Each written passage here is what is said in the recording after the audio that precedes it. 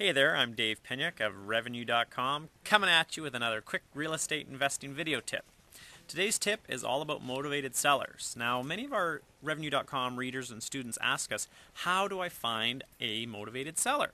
Well, before I just go saying, oh, try this strategy, do this, do that, let's define what is a motivated seller or what makes a motivated seller. Because before you go trying to find one, you want to actually know what that is. What will make up a motivated seller? Because then you'll recognize it a lot quicker and you'll know how to put your ads together to reach out to those people.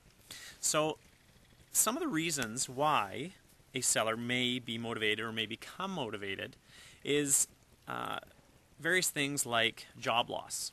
They lose their job and they're going to start to fall behind.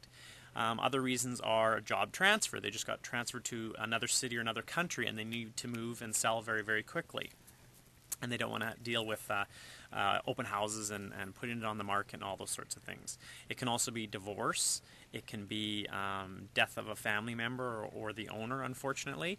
In those instances, again, they may need to sell quickly. It can also be things such as pregnancy.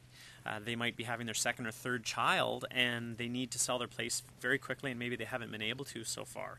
So they need that extra space and they want to get there before the baby comes along. So there's a short fuse, maybe less than a couple of months before the baby comes along. So these can all be motivating factors and making a seller more motivated. And it's someone that you do want to look for is they've got this type of pain, if you will, and you want to try and help solve that problem. Now, some specific examples that we've worked on is I myself was a very motivated seller a few years ago with actually a couple of properties that we owned. Without giving you all the details, you've probably heard in other videos, but basically I was losing money every month on them. I had a lot of troubles with the tenants. I just wanted to sell them. Now, I wasn't so motivated that I was going to take a 50% discount, but if somebody came to me with a reasonable 10%, 15% off what I wanted, I probably would have sold that property. Everybody really lowballed me, so I didn't sell. I carried on, and it hurt, and it hurt, and it hurt. But if a reasonable discount came in, I would have sold that property in a cinch. So I was motivated. I know how that feels. Other examples, we're looking at one deal right now where the sellers had a job transfer and they're having to drive back and forth on the weekends. It's about a 2-hour drive to take care of the house, and the husband actually has Parkinson's disease and he wants to simplify his life and get into a condo.